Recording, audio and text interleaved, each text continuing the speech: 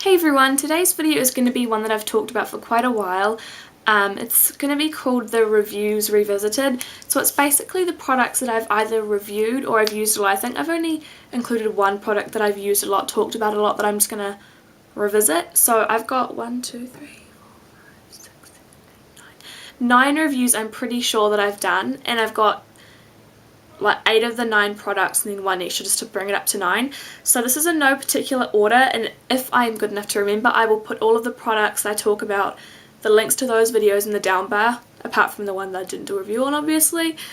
So yeah, I'm going to get right into it. Before I start, I'm sorry about my top, it really isn't wintry, but it was only $10 from Farmers, so it's like a scoop neck and it's really fitting. Probably not the most flattering of fits for me, but I'm working out, so hopefully, the stomach flap will, turn to a six-pack or whatever.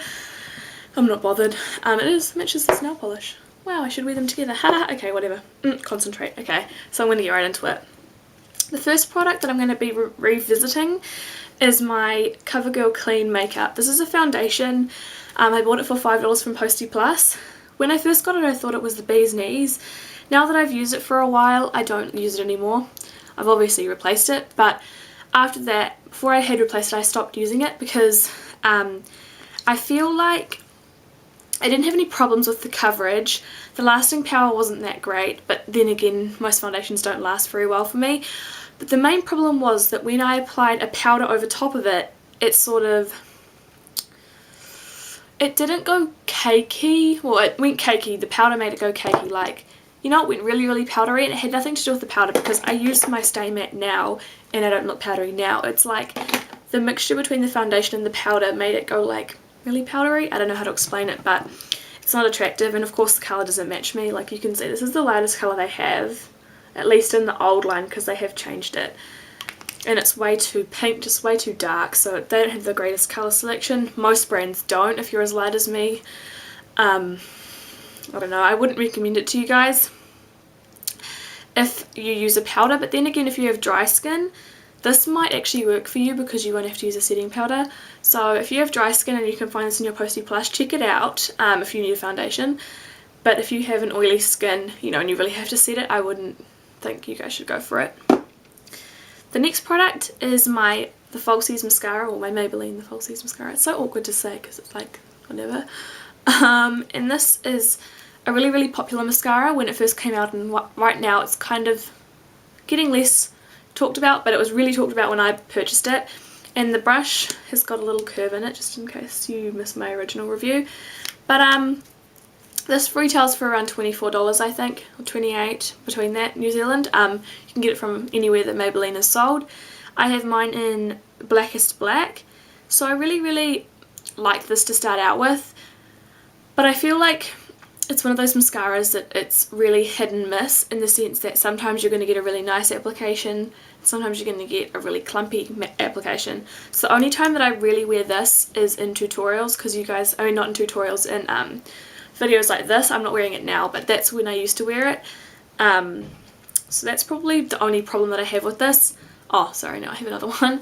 My lashes have a natural curl. Like, I don't know if you guys can see right now, but my eyelashes are like curled up, and that's natural. I never use eyelash curler. I think when I first started doing makeup, I was always like, why do people use eyelash curlers? They make your eyelashes go really, really weird. And I think it's because mine are already naturally curly, and it sort of makes them go like over curled kind of thing. So this really weighs down my lashes, and even if I curl them after the mascara's on, they are really like, rather than being like that, they're like that, which isn't attractive. So I don't really like this, but there is a but to this. If you have really long lashes and you need volume, this might be good for you, because I have short, stumpy, already quite thick lashes. That might be why it doesn't work so great for me. And loads and loads of people like, that came out as like a big blah blah blah. Loads and loads of people like this, so it is worth a try. Maybe look at some more reviews and people with your lash type, or you know what I mean, if they have long lashes it might be more helpful, but I wouldn't recommend it 100%.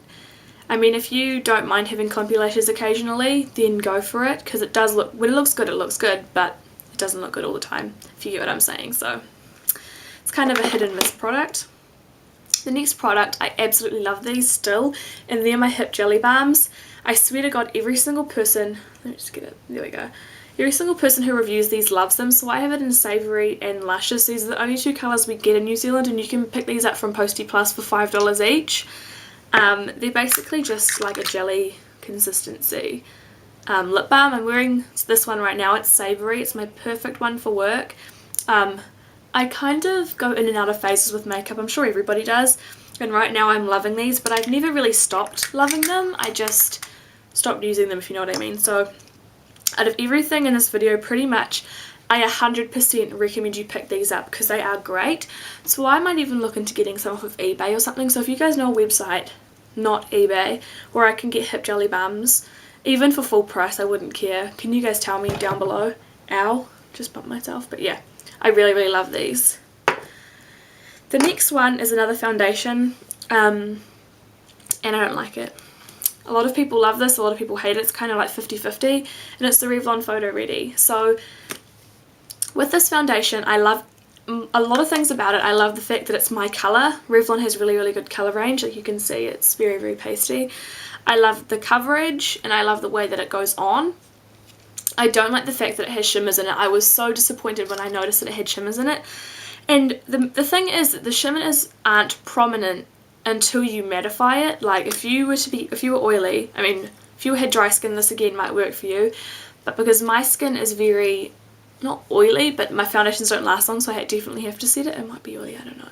So I have to set it, and when I apply the powder, it's like I'm using a shimmery powder, and I don't like that. It kind of makes my pores look bigger. I don't think it makes me look photo ready at all. It makes me look like Edward Cullen style.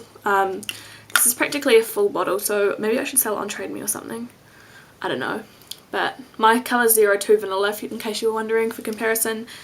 But yeah, kind of sucks. This is like $40. So that's probably one of the more expensive things that I've ever bought that I hate, because I tend to like most of my makeup, but I don't like this, unfortunately. The next lot of products, it's a big group of them, and it's my Ecotools mineral brush set. I bought this off of Trade Me for I think about $25. I might be wrong, just check the video out if you want to know more.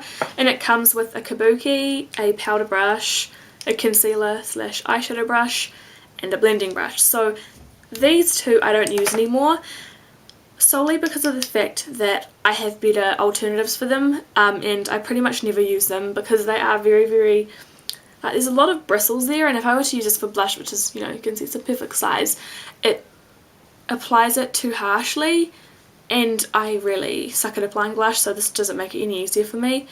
And it's way too small to use for powder application, and again I think the bristles are too densely packed. Like, it's not super duper dense, but it's pretty dense, so it would really cake it on if you were to use it for foundation or powder or something. Same case with this little kabuki. When I got it I thought it was great, but again it's the first thing, it's, sorry about that, it's absolutely microscopic in a kabuki sense, like comparison to my eyeball or my mouth, like it's tiny, and it's very, very tightly packed as well. Like you can actually see this one, it's very, very dense, and same thing again, it can't really blend anything out because it's so small. Like this one you can see it's quite sort of flexible, and this one's really like, you know, if you'd seen this and you've touched it in real life, you'll know what I mean. It's very, very small. But the other two brushes, I love these and I use them on a regular basis. This one I just threw onto the floor, sorry about that. Oh, this one I don't use it every single day, but I like to use this for a variety of things. I love brushes that are multi-purpose, and both of the two brushes from the set, other than those two, are very multi-purpose. I can use this for eyeshadow, for concealer, for applying stuff to my lips. Like sometimes if I'm being an idiot and I want to do black lipstick, I'll use this to apply the black onto it. Just, you know, another thing you can use it for. And I think this would be good for glitter too, because it's really, really synthetic. I think these are made out of Taclon or Talclon, whichever way you say it, and it's really, really nice. I like this brush. And then this is like my holy grail brush, sorry. It's a really, really like big, like you can see in comparison to my eyeball, it's quite a big crease brush. I use this for everything. I use this every single time that I do my makeup. Coincidentally, I don't think I used it today, but I use it almost every time. I can use it for applying under eye concealer, for applying concealer to my blemishes, for setting things. I'm just going to wave it around like a wand. Alohomora. Sorry, it's the first spell that came to my head. Sorry. What was I saying? Oh yeah, blending out eyeshadows, applying eyeshadows, just everything. It's amazing. I would pay quite a bit of money for this brush. If they decided that they wanted to make it full size, I would fully buy it. So yeah. Mwah. So in conclusion, I don't know if this brush set is worth it, but for these two brushes I would probably buy it again because they're really, really great. But if you kind of can't justify buying 4 brushes for just 2 brushes, you know, maybe you wouldn't want to get it, but I really do like these two. I have 4 products left. I'm sorry this video is really long. Next one is my Dream Mousse Concealer by Maybelline. This one, I've used it a lot, but I think I'm kind of using this, I knew what I was going to say about it, like for lack of a better product I guess you could say, because I don't have anything else, any other concealer. Well, I have one that I borrowed from my mum which I'm liking there, which is the sheer cover one, but that doesn't matter because I gave away mine. But it's just like, I think the problem with it, it's not that it doesn't cover, it's not that it doesn't match me, I think it's the whole way that it's matte. Like, I don't like the way that my matte finish looks on like my foundation, which is a natural / dewy finish. Like you can see there, it just sort of, even though it matches like in certain lights, like you can see here, it actually is the same colour as my skin, but it looks like it's white. So if I tilt my head, it kind of looks off, I don't know. But other than that, it does have good coverage and stuff like that, but it is discontinued, so you guys aren't going to be able to get your hands on it. But I liked this while I wasn't using my dewy foundation, but now that I am, it's not so great, if you know what I mean. So yeah. Next product, I'm not going to be saying anything about it because I just picked it up and I just did a video on it, but that's my Mint Julips lip scrub. I have made a bit more of a dent in it. None of my opinions on this have changed so far. I just thought that I'd include it so that you guys know that I'm still using it. I really, really like it. So if you guys haven't seen that video, it's a couple of videos back, but as I said in the start, all of the links will be down there. Okay, so this is the product that I haven't actually got a review on, but I talk about it all the time, and you guys might be wondering if I still use it because I don't know if I've mentioned it in a month or so.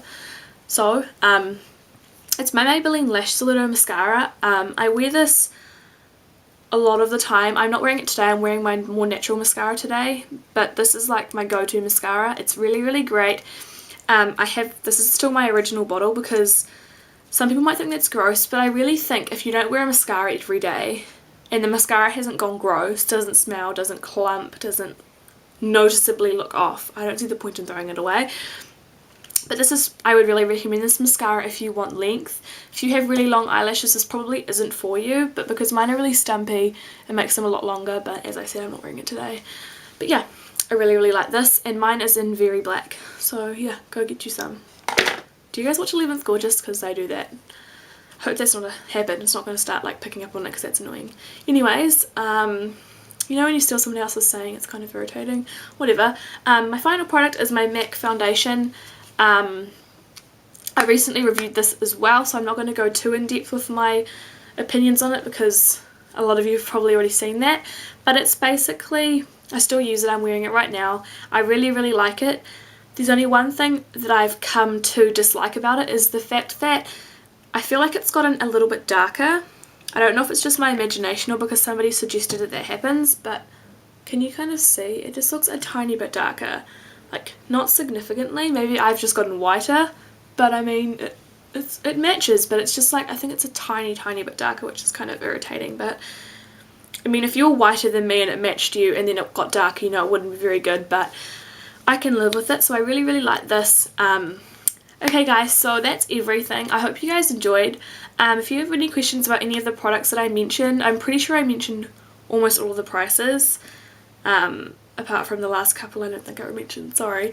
But I'll have all of the links to the reviews that I talked about down below, so it's going to be like very, very link heavy, and I'll also have my regular sort of like social networking links down there, so do go like me on Facebook, follow me on Twitter, subscribe to my blog, all that kind of fun stuff. So also if you have any requests, feel free to post them down below and I'll get back to you as soon as I can, I guess. So have a great day and I'll see you all next time. Bye everyone.